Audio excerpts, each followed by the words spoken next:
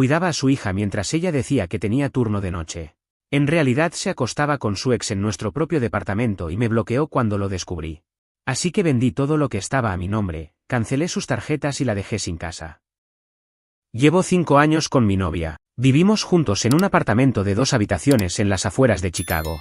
No es gran cosa, pero lo hicimos nuestro.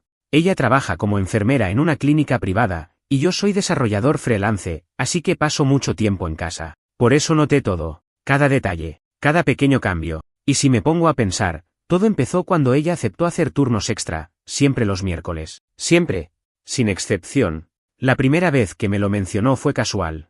Me dijo que una compañera suya tenía problemas para cuidar a su hijo y que ella se ofreció a cubrirle el turno de noche. Me pareció bien. Siempre ha sido generosa, siempre dispuesta a ayudar. Pero ese favor se volvió rutina. Los miércoles se transformaron en territorio prohibido. Se iba a las 6:45 de la tarde, con la excusa del turno que empezaba a las 7:30. Siempre salía arreglada, pero no demasiado. Ni como para levantar sospechas, ni como para parecer descuidada. Era algo perfectamente calculado. Al principio no lo cuestioné. Vivimos juntos, compartimos gastos, hicimos planes a futuro. ¿Por qué iba a desconfiar? Pero algo cambió en ella. Empezó a volverse más distante. No era el tipo de distancia dramática que uno ve en las películas, era sutil, silenciosa. Como cuando una canción que te gustaba deja de hacerte sentir algo, pero no sabes exactamente cuándo ocurrió eso. Una noche de miércoles me quedé despierto más de lo habitual. Estaba trabajando y perdí la noción del tiempo. Eran casi las 2:30 de la madrugada cuando la escuché llegar. Yo estaba en el escritorio con los auriculares puestos, pero escuché el ruido del ascensor y su llave en la cerradura. No entró a la habitación. Fue directa al baño, se duchó, cosa que nunca hacía a esa hora cuando venía de trabajar turnos reales, y después se quedó un rato en la sala. Apagué la luz y fingí dormir. Ella entró como si nada, se metió a la cama y ni me tocó. No dije nada, pero desde esa noche, supe que algo estaba podrido, y empecé a observar. La semana siguiente, lo mismo, mismo ritual. El miércoles se vestía de forma neutra, se iba sin beso, y regresaba tarde, con pasos silenciosos y la mirada perdida. Pero ese día noté algo distinto, olía a perfume. Uno que no era el suyo. Ella no usa perfume para trabajar. Me consta. En su clínica tienen reglas estrictas por los pacientes con alergia. Ese olor no era parte de su rutina. Era parte de otra vida. Empecé a hacer preguntas, nada demasiado directo. Le pregunté cómo estaba su compañera, si ya había arreglado el tema con su hijo. Ella se limitó a responder, todavía no. Pobre, no. Cambiaba de tema. Y a mí me hervía la sangre, pero me tragué todo. Necesitaba saber más. Me puse a revisar su cuenta de Uber. No tenía ningún viaje registrado los miércoles. Nada. Decidí revisar su historial de llamadas y mensajes cuando ella se metió a bañar, y ahí fue cuando algo me golpeó como una patada al estómago. Tenía un número registrado con nombre falso, Laura Enfermería, con el que hablaba casi todos los días, pero especialmente los miércoles. Llamadas de 30, 40 minutos, mensajes a medianoche. Nunca había mencionado a ninguna Laura. Nunca. Le pregunté casualmente por ella. ¿Quién es Laura? Solté una noche mientras cenábamos. Me miró. No fue una mirada de susto. Fue una pausa, como si su cerebro necesitara ajustar una historia. Ah, es nueva. Entró hace poco, no creo que la hayas oído mencionar. Y siguió comiendo. Esa noche, revisé el número. Era imposible rastrear a quién pertenecía directamente, pero encontré una publicación en un grupo local donde alguien lo vendía como contacto para servicios de transporte privado fuera de apps. ¿Qué clase de enfermera hacía eso? Empecé a obsesionarme. Me volví esa persona que jura que no va a caer en esos juegos mentales, pero igual lo hace. Instalé una app para grabar llamadas. Cambié las notificaciones de su teléfono para que duplicaran en mi pantalla sin que lo notara. La confianza se había ido. Y el miércoles siguiente fue cuando todo empezó a desmoronarse. Ella salió como siempre, pero esta vez la seguí. Ese miércoles no pude pensar en nada más. No trabajé, no comí bien, no miré el teléfono con atención a ningún mensaje que no fuera el de ella. Estaba decidido. No podía seguir viviendo con la duda, con esa tensión que se te clava en la garganta y no te deja respirar. A las 6:30 de la tarde, ella se empezó a alistar. Yo estaba en el sofá, mirando la TV sin verla. Ella entró al cuarto y salió con ese bolso negro que solo usaba cuando iba al hospital. Tenía ese pequeño desgaste en el costado que la hacía fácilmente reconocible, y por eso mismo sabía que no lo usaba para nada más. Antes de salir, me dijo lo de siempre, no me esperes despierto, es turno largo. Me sonrió, pero fue esa sonrisa plástica, como de cajera de supermercado. No tenía alma. Cerró la puerta y yo conté hasta 30 antes de ponerme en marcha. Mi auto tenía una falla con el arranque, una de esas cosas que dices que vas a arreglar pero no arreglas, así que opté por tomar prestado el coche de un amigo. Le dije que necesitaba mover unas cosas para el trabajo. Me lo prestó sin hacer preguntas. El plan era simple, seguirla. No confrontarla, no gritarle, solo ver, saber. Ella bajó al garaje y se metió en un Corolla blanco, uno que no era suyo. Yo ya había notado ese coche una vez o dos en el edificio, pero nunca lo vi estacionado en el mismo lugar 2 veces. Me pareció raro, pero como todo en esos días, lo dejé pasar.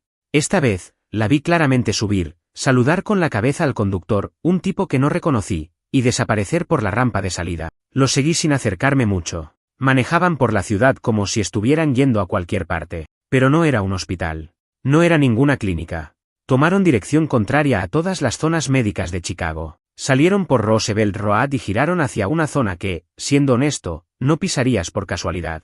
Ni de día. Mucho menos de noche. Terminaron en un motel. De esos que aún tienen letreros con letras apagadas y el cable colgando como si se tratara de un lugar olvidado por el tiempo. Era un sitio que parecía existir solo para gente que no quiere ser vista. Ella bajó primero. Llevaba una sudadera larga, el bolso negro cruzado al hombro, y el mismo peinado de siempre. Nada en su cuerpo mostraba duda, ni nervios, ni remordimiento. Era como si llevara haciendo esto toda su vida. No entraron juntos. Él se quedó un par de minutos más en el auto, revisando su teléfono. Supongo que para no levantar sospechas. Luego se bajó, con ese andar despreocupado y entró al mismo cuarto en el que ella ya había desaparecido. Número 16. No lo voy a olvidar jamás. Me quedé en el coche, con las manos temblando. No podía moverme. No podía ni llorar. Lo único que hacía era mirar fijamente esa puerta, como si de alguna forma pudiera atravesarla con la mente y ver lo que estaba pasando dentro. Me quedé 1 hora, 2. Perdí la noción del tiempo. Empecé a preguntarme qué estaba haciendo yo ahí, qué esperaba. Que saliera y dijera que fue todo un error. Que me viera y corriera a abrazarme con lágrimas en los ojos. Ninguna de esas cosas pasó. Pasadas las 11 de la noche, salieron. Primero él, luego ella. Él prendió un cigarro mientras ella subía al coche. No se besaron, no se tocaron. Pero había algo en la forma en que caminaban. En cómo evitaban mirarse demasiado. Todo indicaba que eso no era la primera vez. Era una rutina. Una costumbre. Los seguí de vuelta, pero no todo el camino. A mitad de camino apagué el coche y me detuve en una estación de servicio. No tenía sentido seguirlos más. Ya sabía lo que necesitaba saber. Ya no era sospecha. Era certeza. Volví al departamento mucho antes que ella. Me metí a la ducha como si el agua pudiera arrancarme el asco que sentía. Me miré al espejo después y no reconocí la cara que vi. No era la de un hombre engañado. Era la de un tipo roto, seco por dentro. Ella llegó a las 2:14. Entró sin hacer ruido, como siempre. Ni siquiera me llamó por mi nombre. Fue directo al baño. No se duchó esta vez. Solo se lavó la cara y se quedó un rato sentada en el borde de la bañera. La vi por la rendija de la puerta entreabierta. Y por un momento pensé que tal vez también se sentía culpable. Pero era muy tarde para eso. No dije nada esa noche. Me fui a dormir. O fingí dormir. Y me prometí que la semana siguiente iba a grabarlo todo. Toda esa semana fue como vivir dentro de una película que no querías ver. Te sabes cada línea, cada escena que viene, y aún así no puedes apagarla. No le dije nada. No le solté una sola palabra sobre el motel, sobre el tipo del Corolla, sobre cómo la seguí durante horas como un fantasma con el corazón hecho triza. Lo que hice fue preparar todo. Porque si iba a enfrentarla, no podía hacerlo solo con rabia. Necesitaba pruebas, frías, reales, irrefutables. Conseguí un grabador de audio pequeño, del tipo que usan los periodistas o los estudiantes obsesivos. Lo pedí prestado a un colega, diciéndole que necesitaba registrar reuniones con clientes que siempre cambiaban los términos de los proyectos. Me creyó. Lo probé durante 2 días seguidos, escondiéndolo entre cojines del sofá, debajo de la mesa del comedor, en la repisa del baño. Quería saber qué tan fuerte era, qué tanto captaba desde lejos. Me sorprendió. Captaba incluso cuando alguien hablaba en voz baja a través de una puerta entreabierta. El miércoles siguiente fue diferente, no porque ella cambiara el patrón, sino porque yo estaba listo para seguir el guión hasta el final. Me aseguré de tener el grabador en su bolso negro, camuflado entre su neceser de cosmético. Lo hice mientras ella se bañaba, con una velocidad que no sabía que tenía. Todo bien oculto, con una batería nueva y espacio de sobra. Ese aparato tenía para aguantar unas 5 o 6 horas seguida. Suficiente.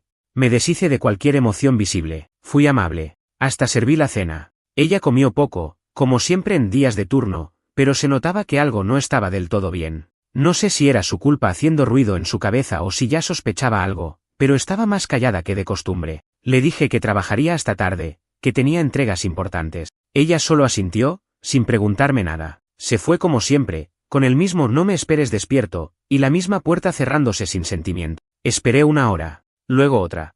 Me serví un whisky, después otro. No por nervios, sino por contener esa sensación de estar a punto de explotar desde dentro. Revisé mi teléfono unas 20 veces sin necesidad.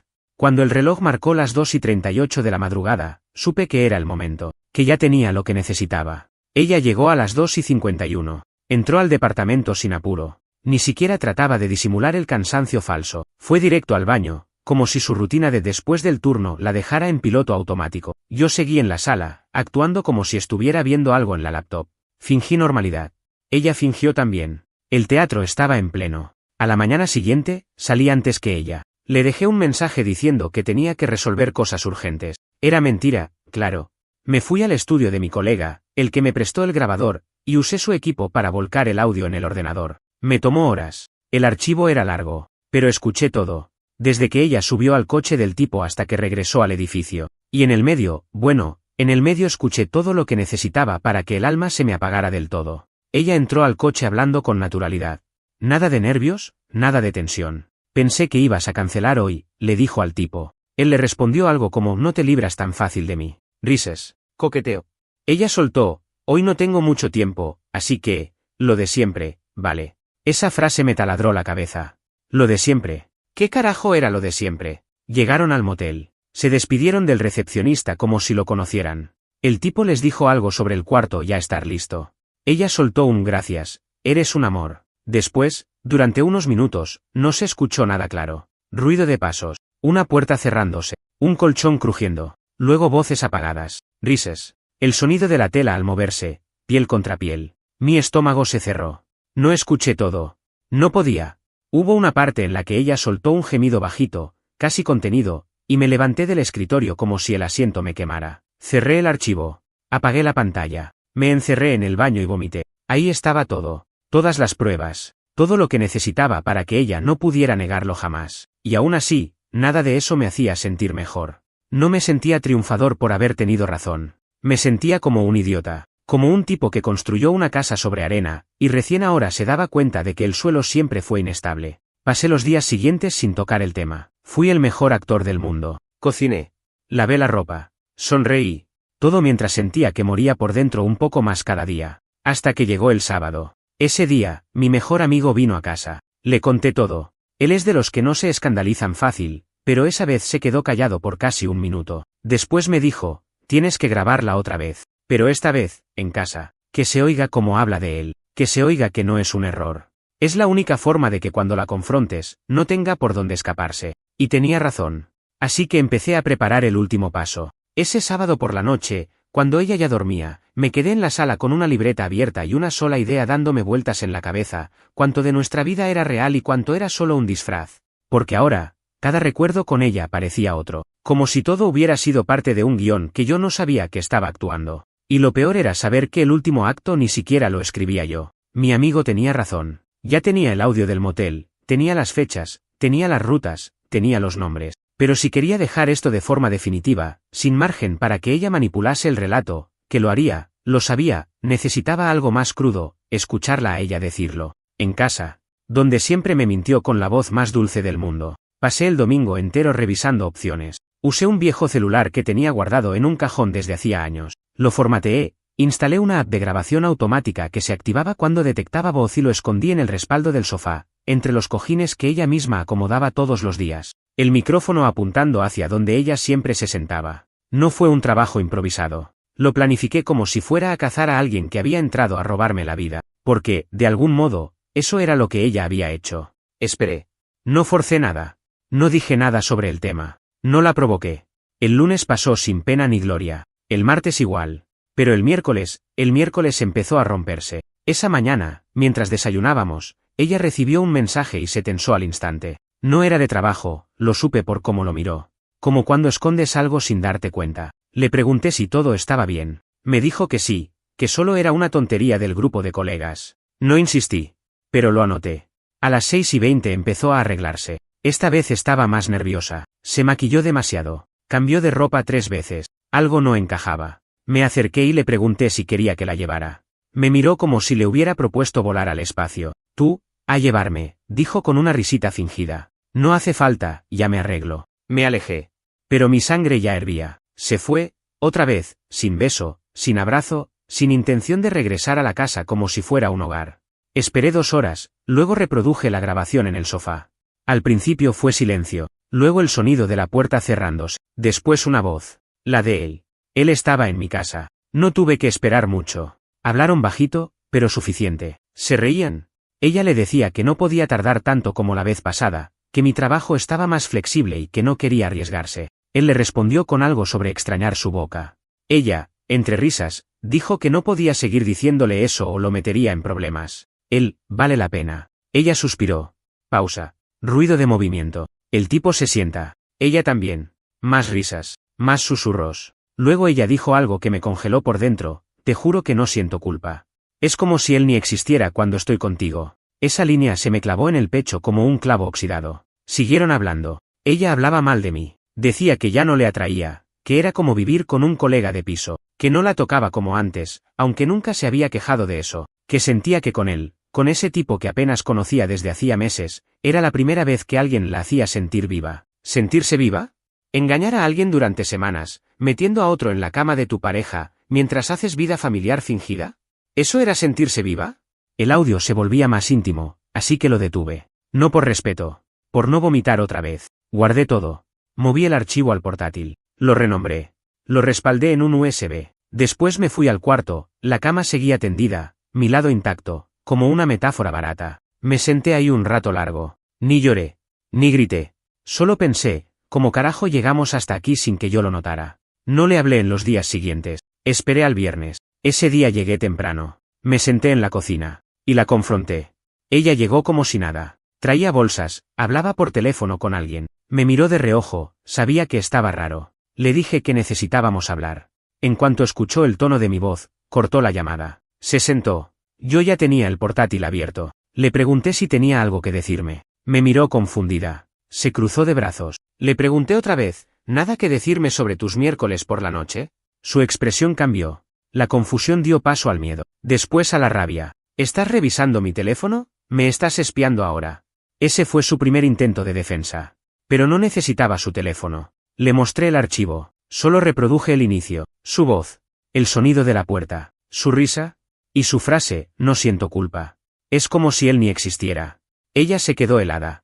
No dijo nada, ni una lágrima, ni una palabra. La apagué con una sola frase, tú eras mi casa. Y ahora ni siquiera eres un recuerdo limpio. Se levantó, se fue a encerrar al cuarto. Yo dormí en el sofá. Como si eso pudiera separar lo podrido del resto de mí. Después de esa noche, el silencio se volvió permanente. Y no un silencio cómodo, de esos que ocurren cuando 2 personas simplemente disfrutan la presencia del otro sin hablar. No. Este era el tipo de silencio que pesa, que te aprieta el pecho cuando caminas por tu propia casa y sientes que cada cosa tiene un significado nuevo. Hasta la cafetera parecía observarme con lástima. Ella dejó de intentar explicarse. Supongo que no podía. ¿Qué iba a decir? Perdón, te traje a otro hombre a la casa porque se me antojó. Ni siquiera buscó excusas elaboradas. Y eso fue lo peor. Porque cuando alguien no intenta mentirte, es porque ya te enterró en su cabeza. Ya no sos ni siquiera alguien a quien valga la pena convencer. Yo no le grité. No rompí cosas. No le dije todo lo que pensaba. Me convertí en un espectro dentro del departamento, comiendo fuera, llegando tarde, fingiendo normalidad ante la gente que no tenía idea de que mi vida entera se estaba desmoronando. Ella, mientras tanto, se comportaba como si esto fuera una pelea de pareja más. Como si fuera a pasar, como si eventualmente volveríamos a reírnos frente a una película en la sala o a discutir por quién dejó mal puesta la tapa del dentífrico. El sábado siguiente me levanté antes que ella. Empaqué una bolsa con ropa, la laptop, el disco duro con los archivos de audio y un par de documentos. No hice ruido. Dejé las llaves sobre la mesa, y antes de salir, me quedé un momento en la puerta. La escuché girarse en la cama. Y por un segundo pensé que iba a llamarme, que me iba a pedir que no me fuera. Pero no. Nada. Me fui directo al departamento de mi primo, en Logan Square. Le mandé un mensaje para avisarle que necesitaba quedarme unos días. No preguntó nada. Me recibió con un apretón de manos y me dejó el cuarto de huéspedes sin decir una palabra más de la cuenta. Me senté en la cama y dejé que la rabia saliera, porque allá no tenía que fingir. Esa tarde, hablé con un abogado, uno que me recomendaron en un grupo local. Le conté la situación. No estábamos casados, pero teníamos un contrato de arrendamiento compartido, algunas cosas compradas en conjunto, una cuenta de ahorros conjunta y, sobre todo, años de vida entrelazada como si fuésemos esposos. Me dijo que legalmente no había mucho que pudiera reclamar si no había bienes mayores, pero que lo importante era cubrirme de cualquier deuda, cancelaciones o problemas futuros. Me habló también de lo emocional. No como un terapeuta, sino como alguien que ya había visto a muchos pasar por lo mismo. Me dijo algo que se me quedó grabado: muchos creen que el final es cuando uno se va. Pero no. El verdadero final es cuando dejas de preguntarte si podrías haber hecho algo distinto. Esa frase me acompañó todo el fin de semana. El lunes regresé al departamento, pero solo para recoger el resto de mis cosas. Entré con la cabeza alta. Ella estaba en el sofá, con el mismo pijama de los domingos, sin maquillaje, sin rastro de la mujer que conocí. Me miró. Bajó la vista. No dijo nada. Yo tampoco. Revisé cada habitación, abrí cajones, me aseguré de no dejar nada que pudiera dar lugar a una excusa para volver. Cuando estaba por irme, ella se levantó y me preguntó: ¿de verdad no vas a hablar más conmigo? Le respondí: no tengo que hablar con alguien que me borró como si no valiera nada. Ella bajó la mirada otra vez y se fue al cuarto. Cerré la puerta. No miré atrás. Pasaron unos días. Empecé a reconstruirme. Salía a correr. Empecé a comer mejor. Me refugié en el trabajo. Pero lo que más me ayudó fue escribir esto, poner todo en palabras, no por venganza, no por lástima, sino porque necesitaba ver mi historia desde fuera, entender cómo alguien puede ser traicionado así sin haber hecho nada. Y, sobre todo, cómo podés volver a armarte después de que te rompen. Una noche, recibí un mensaje de un número desconocido. Era él. El del Corolla blanco. Solo decía: nunca fue contra vos. No te metas más. Fue algo entre ella y yo. Lo borré sin contestar. No porque fuera más maduro, sino porque sabía que no necesitaba validación de nadie que se mete en una relación ajena con los zapatos sucios. Él no era el enemigo. Solo fue el cuchillo que ella eligió usar. Más tarde, esa misma noche, ella me mandó un mensaje. No sé cómo se rompió todo tan rápido. La ignoré. Y esa fue la primera noche en meses que dormí sin despertarme con el pecho apretado. Cuando decidís cortar con alguien, sobre todo alguien que vivió bajo el mismo techo que vos, la ruptura no se siente como un corte limpio. Es más como arrancarse un anzuelo clavado en la carne, duele al salir, sangra y siempre queda un pedazo adentro que tardás meses, o años, en encontrar. Las semanas siguientes se volvieron extrañas. Por fuera, parecía que estaba retomando mi vida. Volví a entregar proyectos en tiempo. Me forcé a tener conversaciones normales con gente que no tenía ni idea de lo que había pasado. Incluso retomé contacto con amigos que había dejado colgados durante mucho tiempo por priorizar esa relación. Pero por dentro, era otra historia. Me descubrí teniendo reacciones raras a cosas pequeñas, una alarma en el teléfono, una canción que ella solía cantar en la cocina, el olor de una marca de champú que todavía quedaba impregnado en una de mis camisetas viejas. Todo era un disparador. Nunca me vi como un tipo sensible, pero ahora entendía lo que era la sensibilidad real, no esa que te hace llorar con una película, sino la que te rompe por dentro cuando recordás que le abriste la puerta de tu vida a alguien que después se acostó con otro en tu propia casa. Y el tema era que todavía vivíamos en la misma ciudad. Eso fue lo peor. No hay suficiente espacio en Chicago cuando querés evitar a alguien que fue tu mundo. Ella no me volvió a buscar directamente, pero sí por vías pasivas. Me enteré, a través de un amigo en común, que preguntaba por mí, que decía que se sentía perdida. ¿Perdida?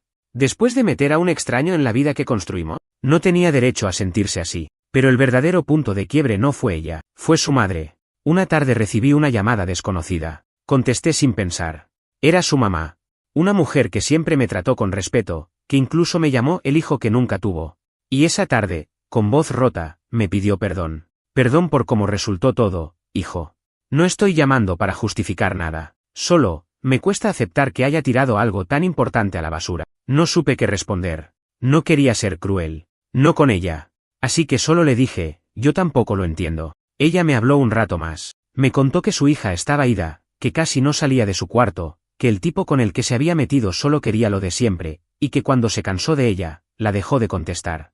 ¡Qué sorpresa! Dijo que mi ex estaba arrepentida, pero que no sabía cómo enfrentarlo, que tenía miedo de volver a buscarme, que pensaba que yo la odiaba. Y yo pensé: no la odio, la olvidé.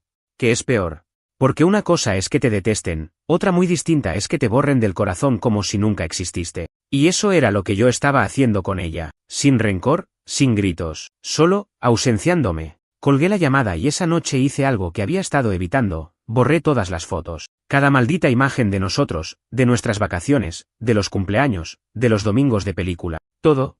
Incluso esas tontas selfies sin filtro que decíamos que nunca borraríamos. Fue como limpiar una casa después de una tormenta. Te das cuenta de que nada sirve cuando está empapado de mentiras. Pero la historia no se quedó ahí. Una noche de sábado, salí a caminar solo. Sin auriculares, sin destino. Era una de esas noches tranquilas en la ciudad donde el ruido suena lejos y los pensamientos suenan cerca. Caminaba por una calle secundaria en Lincoln Park cuando vi un coche estacionado. El mismo Corolla blanco. Parpadeé. Pensé que estaba imaginando cosas. No, era él.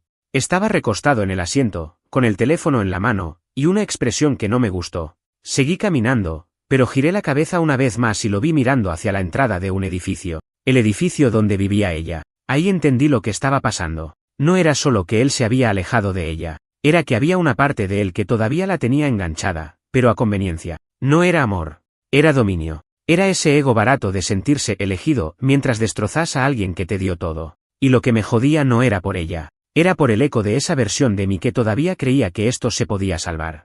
Ese tipo era el espejo deformado de todo lo que yo odiaba ser. Porque él sabía que ella estaba comprometida. Sabía que estaba cruzando límite. Y aún así lo hizo, porque le dio lo mismo. Y lo haría con la próxima. Y con la siguiente. Volví a casa esa noche sin decirle nada. Sin mensajes. Sin llamadas. Pero decidí una cosa, nunca más cargar con culpas ajenas. Lo que ella hizo, lo que él hizo, no fue un reflejo de mis fallos, fue un reflejo de su carácter, porque la infidelidad no es un accidente, es una decisión consciente de pasar por encima de alguien que confiaba en vos, y en el momento que entendí eso, me liberé. El día que firmé mi nuevo contrato de alquiler fue el primero en meses que sentí aire entrando a mis pulmones sin peso. No es que me hubiese costado tanto mudarme físicamente, no tenía tanto que llevar. Pero emocionalmente, salir de ese departamento fue como soltar una mochila con piedras que había decidido cargar sin razón. Me instalé en un estudio pequeño cerca de Ravenswood. Luz natural, paredes blancas, sin rastro de su olor en la ropa ni de sus cosas invadiendo los espacios. Dormí en el suelo la primera noche, con una manta vieja y una almohada prestada, y aún así fue el mejor descanso que tuve desde que empezó todo. Empezar de cero no es inspirador, es solitario. Y jode.